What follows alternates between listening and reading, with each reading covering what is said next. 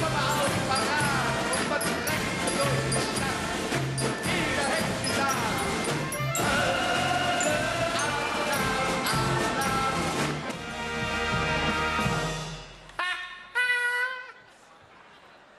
Fastelavond zusammen!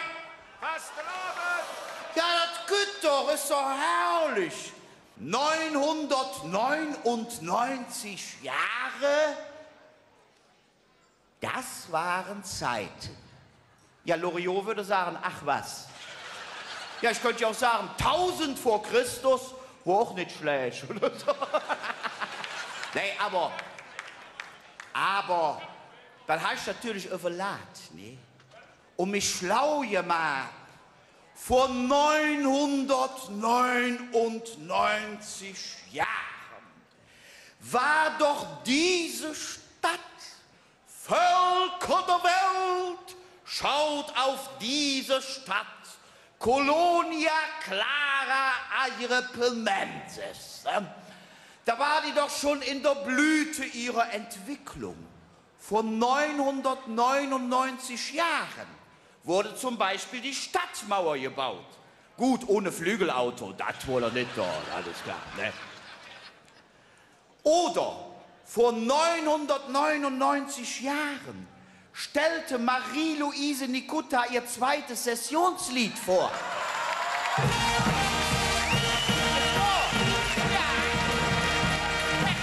Was war zur gleichen Zeit, sagen wir mal, 40 Kilometer rein abwärts,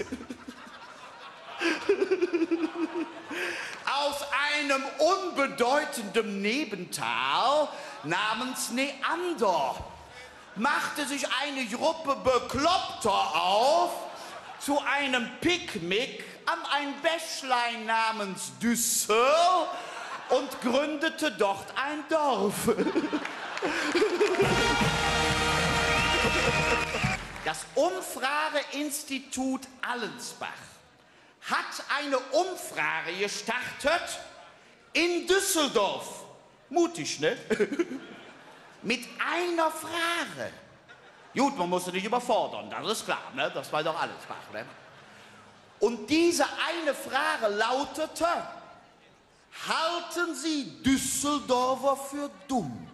In Düsseldorf. Und jetzt gibt das Interessante, muss ich extra eine Brille für aufnehmen, das ist hochinteressant, hochinteressant. 20%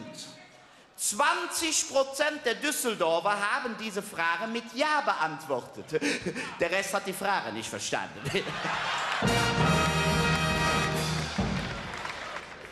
Man macht, liebe Fastelabendsfreunde, man macht eigentlich über Randgruppen keine Witze, nicht das?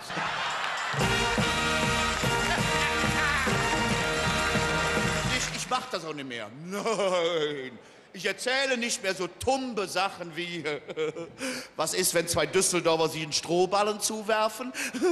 Gedankenaustausch, ja, das war blöd, ne? Ach, hör auf, ne? Oder, der ist auch gut. Was ist der Unterschied zwischen dem Yeti und einem intelligenten Düsseldorfer? Der Yeti wurde schon gesehen. Ja, ist auch blöd. Ja. Ach, primitiv. Nee, mach nicht mehr. Mach nicht mehr. Einen noch. Nur einen. Ein Düsseldorfer auf dem Mond. Was ist das? Ja, das ist ein Rätsel, ne? Und alle Düsseldorfer auf dem Mond? Das ist die Lösung.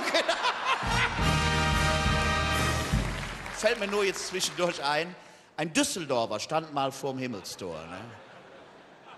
Und dann fragt der Petrus, wo kommen Sie denn her? Sagt er, ich komme aus Düsseldorf. Nein, sagt er, tut mir leid, könnt ihr hier nicht drin. Ja, dann kriegt er die Wut, ne? Sagt, das ist eine Unverschämtheit. Ich habe mein ganzes Leben lang Kirchensteuer bezahlt. Was meinen Sie, was da ein Geld zusammengekommen, dafür werde ich doch wohl in den Himmel kommen. Sagt er, reden sich nicht auf. Ich rede mit dem Chef, Petrus rein, ne? Gut, wieder, sagt er, alles in Ordnung. Ich habe mit dem Chef gesprochen. Die Sache hat sie erledigt. Ihr könnt das Geld wieder haben.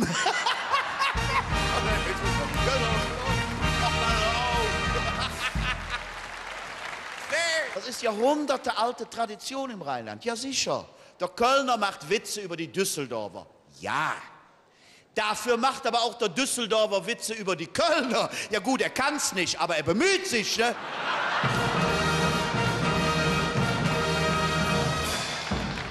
Nein, das mache ich doch auch nicht. Ich kann doch keine politischen Witze erzählen, ne? Also ich will ja jetzt nicht zum Beispiel bezüglich unserer Regierung, ne, bei den ganzen Turbulenzen nur einen draufhauen. Nein, das mache ich nicht. Ne, also zum Beispiel, jetzt nur mal als Beispiel. Folgender Witz. Ne? Bundeskanzler Gerhard Schröder ist verstorben. Ne? Ja, kommt er vor dem Petrus. Ne? Sagt er, wie geht das denn weiter hier? Ja, sagt der Petrus, Herr Bundeskanzler, das ist neu. Ja, was? Ja, Sie können wählen. Wie wählen? Ja, sagt er, pass mal auf, pass mal auf. Wir haben hier zwei Türen. Die eine Tür führt in das Himmelreich, die andere Tür führt ins Fegefeuer. Der Clou ist, Sie können vorher nachgucken und dann Ihre Wahl treffen. Sagt er, ist ja toll, ne? Gut, er macht zuerst die Tür zum Himmel auf. Quiek, na ja, eine grüne Wiese, ein glasklarer See, Jugendliche singen auf der Gitarre. Herr, deine Liebe liegt im Gras am Ufer. Ja, sagt er ganz nett. Ja, gibt schöne Lieder aus der Ecke. Zum Beispiel, weiß ich, ob Sie das kennen.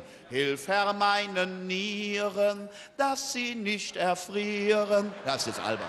Ist jetzt albern. Explose B. Ja, Himmel, ne? Da sagt er ganz nett, kann ich denn auch mal Fege... Ja, selbstverständlich, sagt er, ist ja der Sinn der Sache. Er guckt also nach im Fegefeuer, ne? Ho, ho, ho, das ist ja los im Fegefeuer, ne? Disco, Wahnsinn, Nummern, Jols im Stringtanga, hüppen durch den Raum, ne? Hingen Buffet, Freibier. Können Sie sich denken, wofür sich der Schröder entscheidet, ne? Sagt er, ja, alles klar, Herr Petrus, ich habe gewählt. Ja? Ja, sagt der Himmel ist ganz nett, ne, aber ich wähle dann doch lieber. Alles in Ordnung, ne? Er freut sich auf das Fegefeuer, macht zum zweiten Mal die Tür auf. Was ist das? Abgrund, Feuer, Schwefelgestank. Er, hallo, Herr Petrus, da stimmt was nicht. Sagt er, wieso? Nein, da stimmt was nicht. Warum? Hör Sie mal. Hör so auf, jetzt eben war hier hinter der Tür, es war wunderbar, es war herrlich, es war erste Klasse. Und jetzt ist es quasi die Hölle. Ja, sagt der Petrus, jetzt eben war vor der Wahl, jetzt ist nach der Wahl. Liebe Fastenabendsfreunde, ich persönlich habe ein Lied komponiert und getextet. Ja, was Marie-Louise Nirosta kann ja lang, ne? Ja.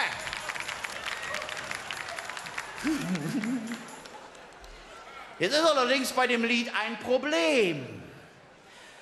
Das können Sie nicht wissen, das muss ich vorher erklären, also zumindest. Oh. Was Sie nicht wissen, ich bin von Hauptberuf, bin ich katholischer Diakon. Ja. Gut, müssen Sie nicht erschrecken, das ist ein schöner Beruf. Man ist zwar bekloppt, wenn man das mäht, aber... Aber, wenn man so jetzt vom Beruf ist, das hat natürlich Konsequenzen. Ihr müsst euch vorstellen, die Witze, die vielen Witze aus dem Bereich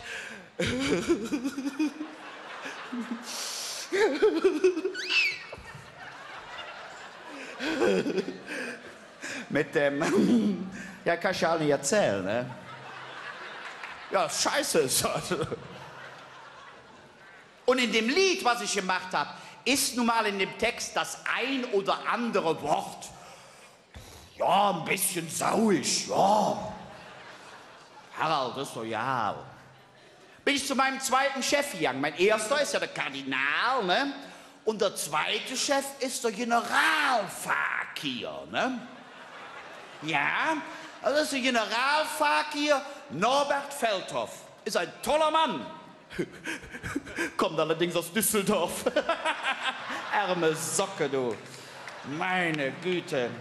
Ganze Kindheit in Düsseldorf, das arme Schwein, du. Furchtbar. Ja, ich sagte, Herr Generalvikar, habe ich gesagt, ich habe ein Lied gemacht für Fastelovend. Ja, sagt er, sing es. Sag ich, kann ich nicht. Sagt er, warum nicht? Ich sag, das ein oder andere Wort. Ein bisschen sauig. Ja, sagt er, kannst es nicht singen. Ich sag, das ist aber ein schönes Lied. Sagt er, hör mal, bevor du mir mit diesem Scheißlied auf den Wecker gehst, singe es, aber wenn du in dem Text an ein solch unschamhaftes Wort kommst, dann ersetzt du das einfach durch Lala. Ich sage, Generalverkehr, das is es. Ja, kannst du das jetzt singen, ne? Pass auf. Also, das geht so. Uff, dat, ich traf mal eine Frau und la la la la la la la la la la la la la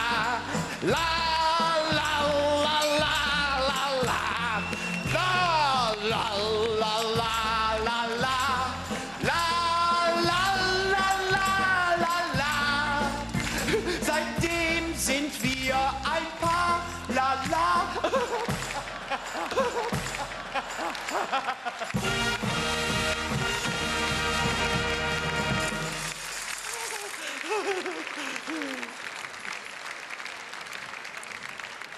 Ja, jetzt nur mal als Beispiel. Wir sind ja unter uns, guckt ja keiner zu.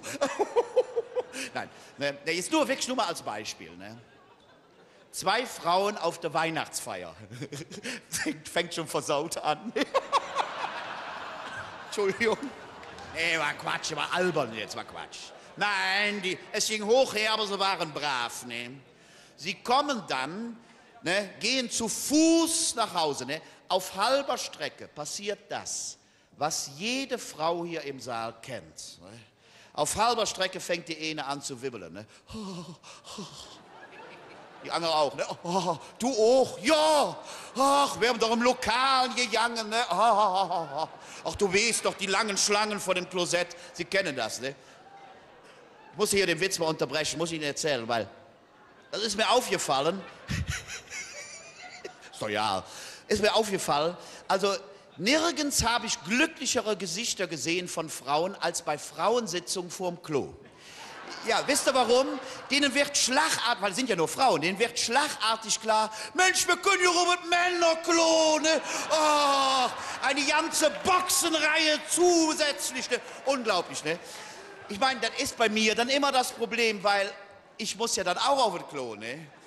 Das ist köstlich, ne? Ich komme dann da, ja, die ganzen Frauen da an den Boxen, ne? Da mache ich wohl immer so ein unglückliches Gesicht, ne?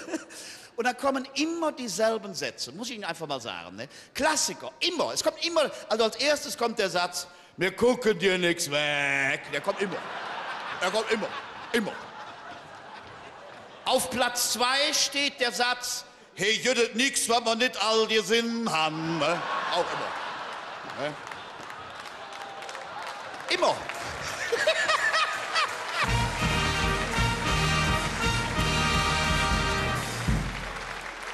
Und auf Platz 1, mein absoluter Favorit, ist der Satz, der auch immer kommt, wir sind doch Nachkriegskinder, wir sind doch elend gewöhnt. Ne? Toll.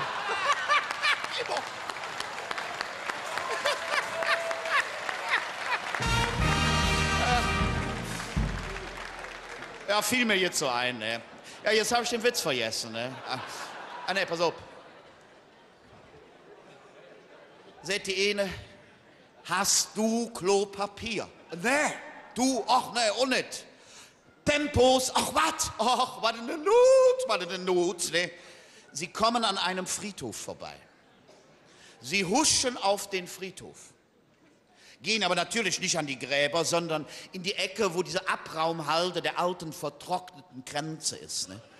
Dort hocken sie sich still. Oh.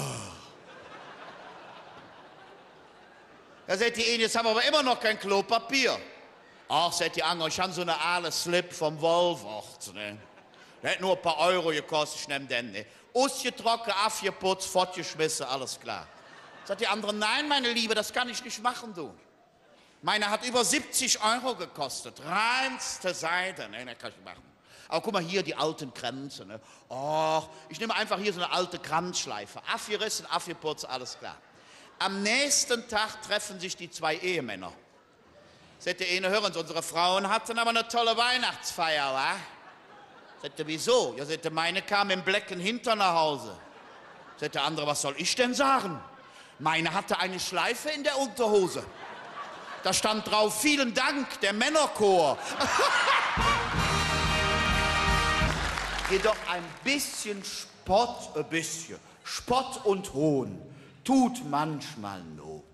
Der Hauptsache ist, et Hetz ist Jod. Und im Garten des Lebens ist Humor der beste Dung. Das sagt euch eine bergische Jung. Allah!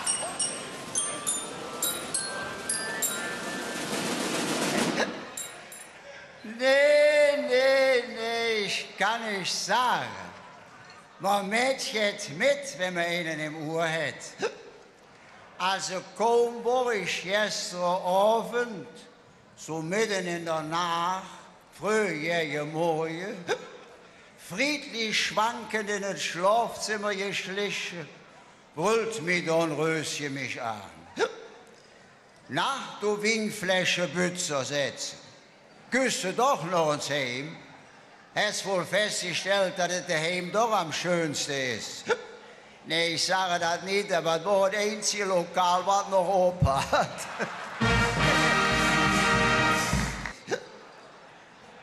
Sätze, musst du dann eigentlich immer so spät kommen? Kannst du nicht früher heimkommen? Sag, Schätzchen, ich wollte ja früher kommen. Er will aus der Wirtschaftstür rauskommen, Stunde draußen für die Tür, welche vom Anti-Alkoholiker-Verein, und riefe mir zu, Sie sind auf dem falschen Wege, kehren Sie um. Sag, Schätzchen, bin ich nicht für gestern Nacht schön leise und rücksichtsvoll heimgekommen? Doch, Sätze, du warst sehr ruhig. Nur die Freunde, die dich getragen haben so eine Krach gemacht. Ach nee, für 2 Tage bin ich mit ihr zusammen am Zahnarzt. Sie hat allein immer so eine Angst. Nee, was war das schön, wie in dem Stuhl so ein Mottemul halten, obwohl sie so abstanden hat. Jetzt riss die der Bläffe das Weg ab. Sagt der Doktor, entschuldigen Sie, gnädige Frau, so weit brauchen Sie den Mund nicht zu öffnen. Ich brauche nur mit meinen Instrumenten rein, ich selber bleibe draußen.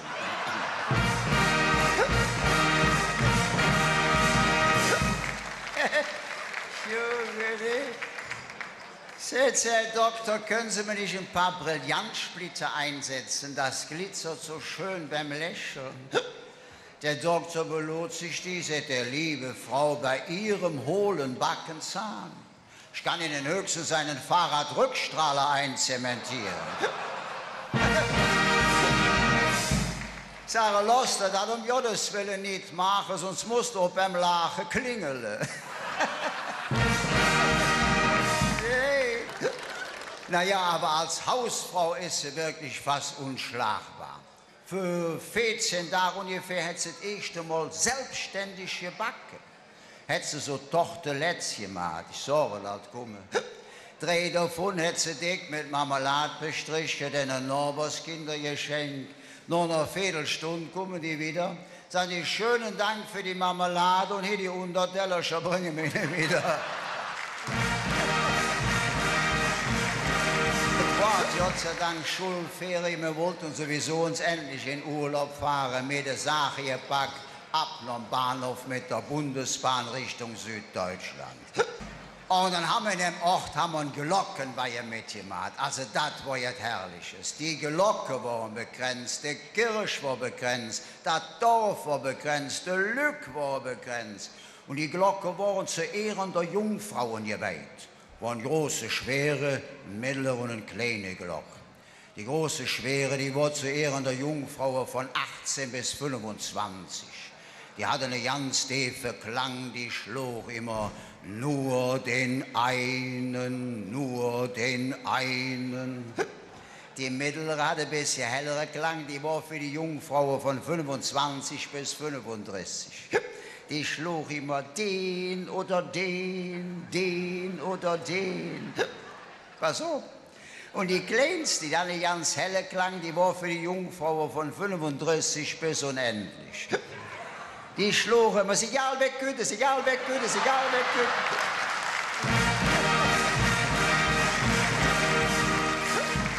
Jawohl, wir waren wieder in Köln. Ich sage abends zu meiner Frau, ich weiß es ja nicht, ich habe einen ganz trüben Hals. Schon nur noch als gerade mit Viereck lure, ob ich jetzt feuchte Luft finge. Ja, setz es ja, wenn du wieder küsst, bringst du dir morgen Zähnung und ein Brötchen mit. No, ich war so 5, 6 Häuser wie gewackelt, kümmert mir meine alle Freund, der Kolofenbachs Peter entgegen. No, wir zwei rennen in eine unserer 7 Stammkneipe. No, der mal so etliche hatten, der Trank ja so runterlaufen lassen, sagt der Peter, jetzt wieder, aber doch zieht, dass wir heimkommen, sonst kriegst du daheim mal wieder geschnappt. Sag Peter, pass auf, wenn du heimküsst, trägst du den Schon aus, gehst auf der Stunde Trappe hoch, dann hört die Frau dich nicht. Sagt, hast du eine Ahnung, die ich nicht höre, die wieder sich ja wach, wenn das Barometer fällt.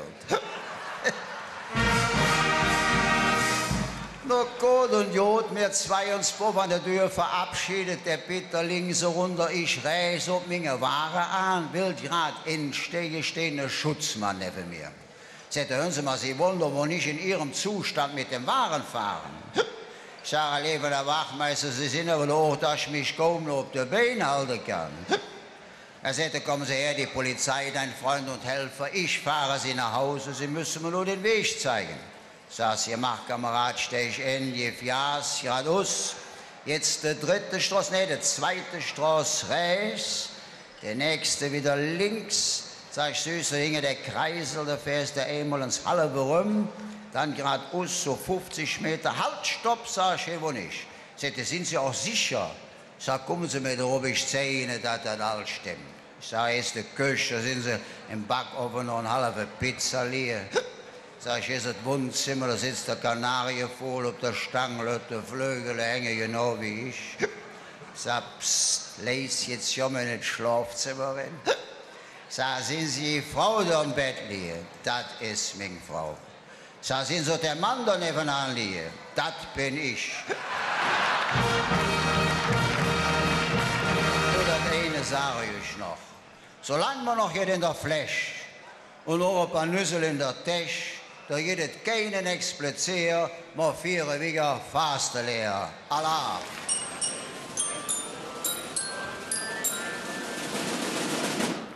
Ach, wie gut, dass niemand weiß, dass ich Rumpelstilzchen heiß. Et Jovens in Kölle, en Steinalschul, die Lor in der Gaias Nummer 0. Da lehrten die Pens beim Lehrer Welsch, Heimatkunde und unverfälscht Kölsch. Und eins war klar in der Gaias in der Schul, 3 mal 0 ist 0, blieb 0. Und wat ist die 0 für eine schöne Zahl? Me hört so und lese hüg überall.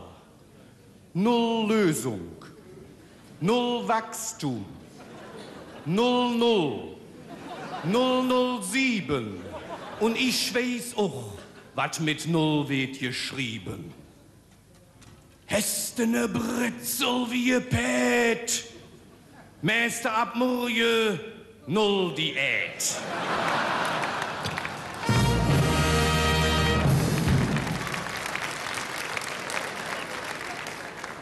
Die Skatbrüder fallen über die Schere, du spielst halt wieder Nullowehr.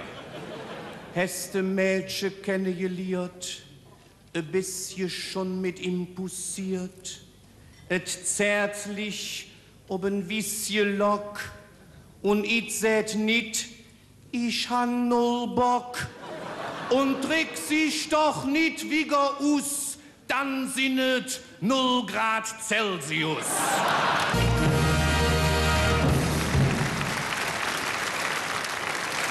Et Aschenputtel stöhnte vor Wochen, ich bin et satt, dat Putzen und Kochen, mit meinem Prinz will et auch nicht mehr fluppe, ich geh jetzt in de Frauengruppe und sage denen, hörde mal, et klappt nicht mehr mit mingem Aal. Da meinten Schneeweißchen und Rosenrot, dann mach ihm doch ein Alternativangebot. Jetzt geht das noch das wie ein Wilde, im Studio singe Bodybuilde. Das stößt der Handel, das trägt der Expander, das riest die Halle für Bud auseinander. Dann redet sich Öle und lüt sich massiere, Fötschenere Chef tätowiere. Und Kützinge Prinz des Abends noch Hus, empfängt dat ihnen de schärfste Dessous. Dann trägt der Synchronus und sät ganz cool: Wenn ich dich so belore, dann werde ich schwach, wie gut, dass niemand weiß, dass ich Rumpelstilzchen. De Fischer, sein Frau und et tapfere Schneiderlein, die fuhren zusammen über den Rhein. Sie kamen an ein Türchen, da stand BASF. Und dahinter waren Labörchen und sie hörten den Hexenchef: Walle, Walle, Giftmixtur, durch die Ritzen, durch den Flur, in den alten Vater rein. Da riefen sie: Chef, wir laden dich ein, mit Sandos, Zibageigi, Höchst und Bayer, komm zu uns zur Märchenwaldfeier. Und als Höhepunkt von unserem Märchenfest schwemmt ihr durch den Ring in ihrem eigenen Dress, ohne Pause und ohne Butterramm, von Basel bis nach Rotterdam, und singt dem Kanon laut und leis: Ach, wie gut, dass niemand weiß, dass ich Rumpelstilzchen heiß. Nur ein Fest war eine Enttäuschung, eine herbe: 100 Jahre Kunstgewerbe. Da schrieb doch der Präsident vom Festkomitee: Kunstgewerbe am Anfang mit G. Ja, so krächten Fernsehen, Funk und Presse et Eros Center als Festadresse. Sie kommen auf und nah und fern, jeder Braten ruht Latein, Modell, Masseuse und Hostess, 3 Innenseiten vom Express, Vertreter von Puma und Adidas sind ganz hektisch darum gerast, und auch die Herren von Lacoste waren werbemäßig schwer am Poste. Ne leicht geschürzte junge Dame trug ein Schild mit der Reklame: Du gelangst nur dann ans große Ziel, ziert dein Kondom ein Krokodil.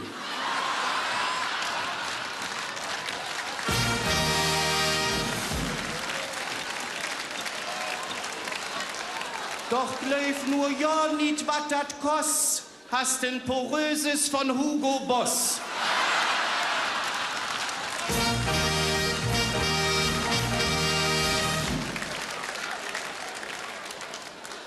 Nur Bayern war hier nicht vertreten. Der Gauweiler hatte sich das verbeten. Ja, Bayern leidet große Not, da fallen die Kondome unter das Vermummungsverbot.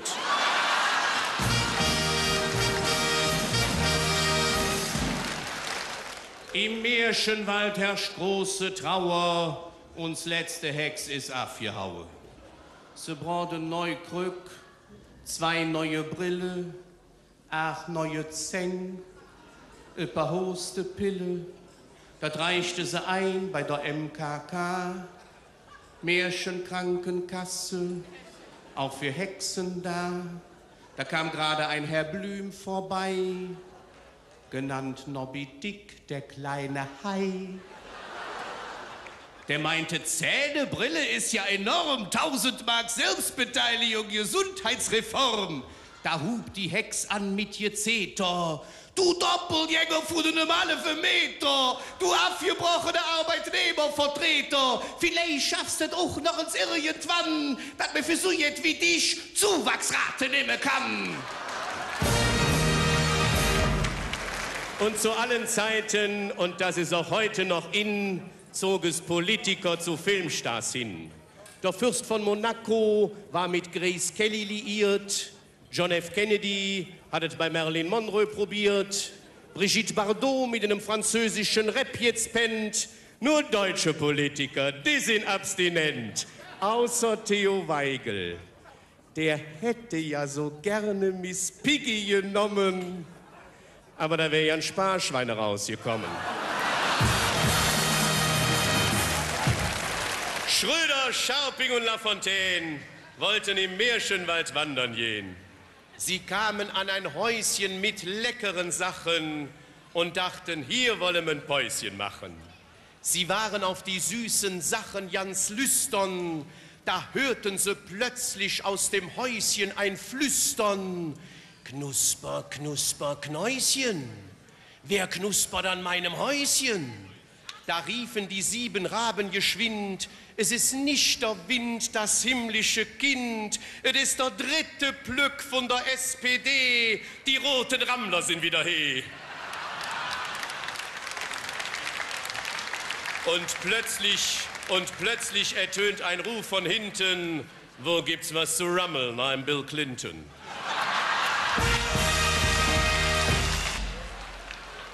Und aus Frankfurt erhielt ich eben einen Fax.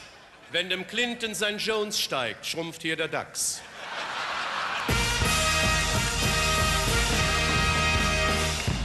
Weil sie mich gestern im Märchenwald verhauten, hab ich beschlossen, mich heute Abend zu outen. Jawohl, ich gebe es offen zu, ich bin der Spender der CDU.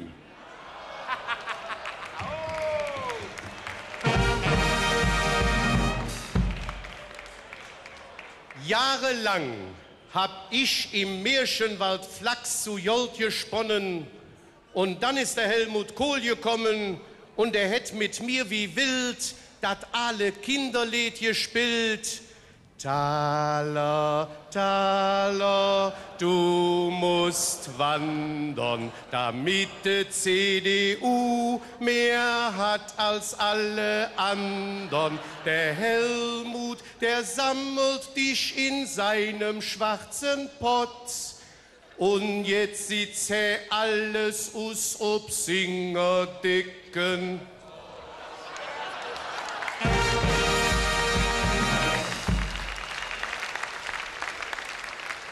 Ja, dann lief Helmut weiter in den Märchenwald und machte erst nach einer Stunde Halt. Er stand vor einem Häuschen, das war sein großes Pech. Die Hex rief Knusper, Knäuschen, da kommt Mr. Black and Cash. Ich will den dicken braten, et Feuer ist schon gestoch, diesen christdemokratischen Paten und den Koch hol ich nächste Woche. Da floh Helmut zu den 7 Raben, die sollten sein Köfferchen vergraben. Helmut sprach sie in Englisch an, weil er das ja am besten kann. This is money from old friends. I gave it safe in Switzerland, so I could my Wahlkampf pay against Red Bulls of SPD, and now I sing my super hit and all the Gürzenich singt mit. Ich bin der Tramp, Tramp, Tramp aus der Pfalz. Mir steht das Wasser, he bis an der Hals. Ich sage nix, nix. Geb keinen Namen preis, ach wie gut, dat ich Rumpelstilzchen heiß.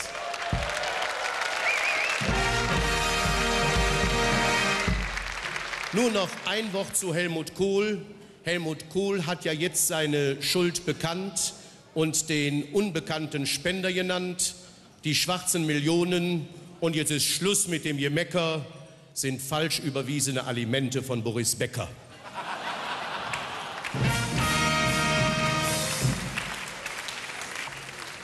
Doch das größte Theater auf politischer Bühne war für mich der Bundesparteitag von der Grüne. Von Henning Fenske erfuhr ich im Märchenbusch die Bedingungen für ihre Zustimmung zum Bundeswehreinsatz am Hindukusch. Erstens, zur logistischen Grundausstattung gehört nach Joschka Fischers Erhebung der ADAC-Campingführer Kabul und Umgebung. Zweitens, sollte man die Gefangennahme von Gegnern erwarten, muss man auf die 50% Frauenquote achten. Drittens, ein Fahrradbataillon unter Jürgen Trittin radelt lautlos zwischen den Fronten dahin und sorgt in dem umkämpften Gehege für den Schutz der Krötenwanderwege. Und viertens, Claudia Roth soll auf einem Felsen hocken, sich kämmend die restlichen Gegner anlocken, die denken, es sei Angela Merkel, verkleidet als Lorelei, verbinden sich der Auren und jenen der Sklaverei. Ach, wie gut, dass niemand weiß, dass ich Rumpelstilzchen heiß. Jeder, der zwei Witze kennt, meint, er wäre ein Karnevalstalent. So auch noch ich bei mir gedacht, über die ich auch schon uns an der Theke lach. Ich nehme jetzt mi Käppi he und bewerb mich auch uns bei dem Festkomitee und sage, hey, Komitee, hallo, alles klar? Ich komme aus dem Märchenwald, Nachwuchsstar. Ich bin voll die coole Type, doch ich hatte bisher nur Pech. Und ein Butterblümchen stecke ich schon lang in der Tasche. Moment, nu wat ich mir überlad. Zuerst brauche ne Redner ein Visitecard. Ne Manager, Faxtelefon ist für den Anfang wichtig. Selbstüberschätzungen, Portion und überhaupt nicht kritisch. Bin besser als der Stelter und der Rumpelstiel. Auch der Super und der Rückzieher mich nicht viel. Ich sammle, wenn ich zu Hause sitz, aus der neuen Revue, den ältesten Witz. Nehmt mich für eure Sitzung, ich kann jedes Loch gestuppe. Ich erzähle dies und das, am nächsten jetzt kommt Pau, ich bin so jod. Bar, was hat nicht Mut und ich schlage satt eins ran noch bei der Einschaltquote. Ich bin der da, den ihr schon lange sucht. Ich bin der da, den jeder gerne bucht. Ich bin der neue Karnevalsstern und ich bin der Standing Ovation Man.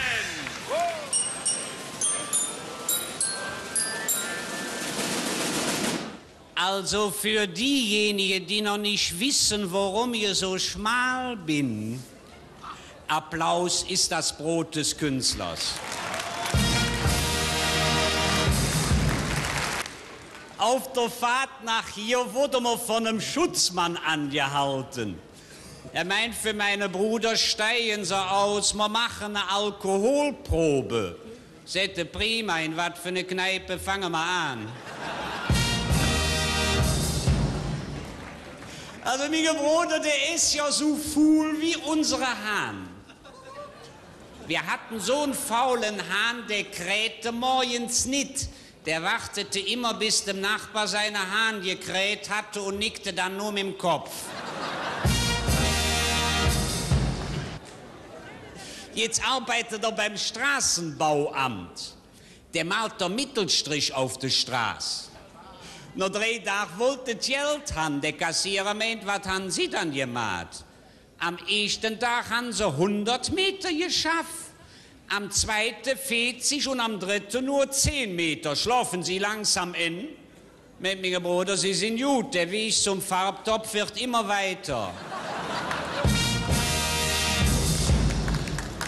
Ja, meine Vater, der arbeitet jetzt in der Fabrik. Ich habe mal gefragt, arbeitest du am Band? Sagte, nee, sie lassen mich frei rumlaufen. Jeden Morgen, wenn er nach der Arbeit geht, sagte Mama für den Papa, denk dran, du bist hochversichert, riskier was.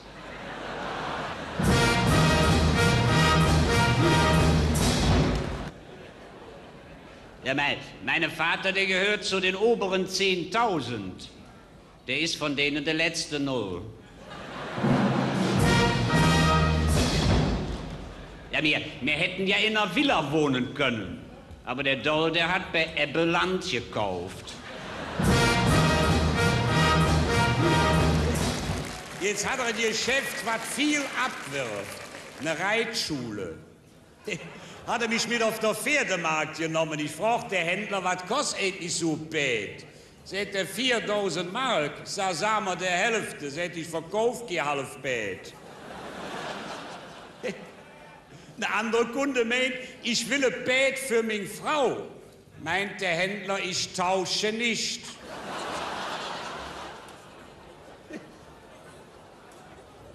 Stunde 5 Bäde, mein Vater meint, geben Sie mir das Bett in der Mitte. Meint der Händler, das kann ich nicht verkaufen, wenn ich das wegnehme, fallen die anderen um. Mein Bruder wollte auch immer mit Pferden arbeiten. Sein Traum ist in Erfüllung gegangen. Jetzt arbeitet er bei McDonald's.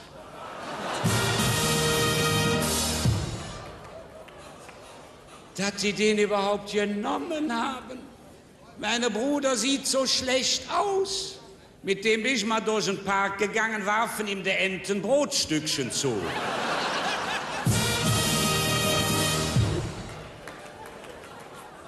Der sieht aus. Wenn der am Friedhof vorbeigeht, ziehen sich die Würmer Lätzchen an. Der hat aber auch ein Pech. Jetzt hat seine Schwiegermutter ihren Besuch angekündigt. Seit 3 Wochen pittelt der das Willkommen aus der Fußmatte. Sie haben aber auch schöne Zeiten. Jeden Samstag gingen die Eltern mit uns Kinder in der Wald. Heute nimmt ja der Sperrmüll alles mit. Papa war ein Zauberer. Der ging abends mit dem Hund aus dem Haus und kam morgens mit einem Kater zurück. Jeden Morgen brachte der Hund dem Papa die Zeitung an das Bett. Auf einmal nicht mehr. Wir nehmen an, der Nachbar hatte sie abbestellt. Meine Frau, die wollte ja immer in Weiß heiraten. Das hat aber nicht geklappt. An dem Tag lag kein Schnee. Meine Frau, die hat eine Figur wie ein Reh.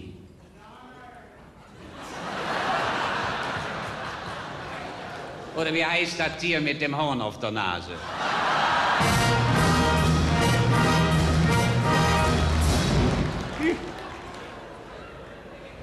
Die hat eine Figur, das Einzige, was die ungeändert tragen kann, ist ein Schirm.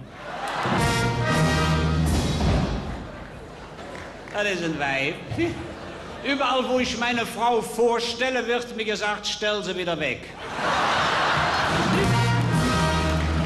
Das ist ein Weib. Die ist ja so misstrauisch. Die ist so misstrauisch, der ihre Augen beobachten sich gegenseitig. Das ist ein Weib. Hat sie Truthahn gebraten. War ganz gut geworden, nur die Federn waren was dunkel.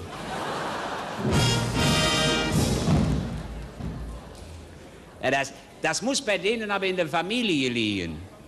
Ihr Bruder ist auch nicht echt. Der hat sich mal beim Sockenbügeln die Füße verbrannt. Zum Abschluss noch eine wahre Begebenheit. Ich mache das ja nicht immer hier, ich habe auch einen anständigen Beruf. 10 Jahren immer noch keine Gehaltserhöhung. Ich sage für meine Frau, das hört ab. Wir laden den Chef nach Haus ein und da kriegt der tüchtig happy. Und da läuft er mit der Gehaltserhöhung. Seht du bist bestuss. Wir fressen wochenlang Linsenzupp und der Güttingen Aal und willen Jans. Ich sage, nee, pass auf, wir machen es so, als wenn man Jans hätte. Wenn der dann da ist, lässt in die Küche fallen, küssen das Wohnzimmer und sagt, um Gottes Willen, mir ist der Jans in der Mülleimer gefallen.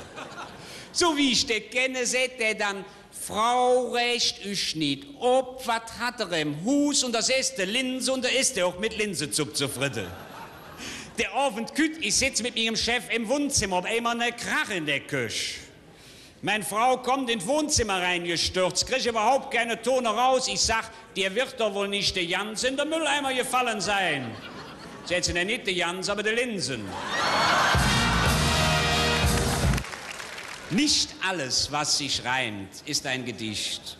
Nicht alles, was 2 Backen hat, ist ein Gesicht. Du lachst, du singst und du wanderst, jede Gag ist anders. Ich für Medelbrat, Stötz und Klav, der arme Dövel. Köln. Allah.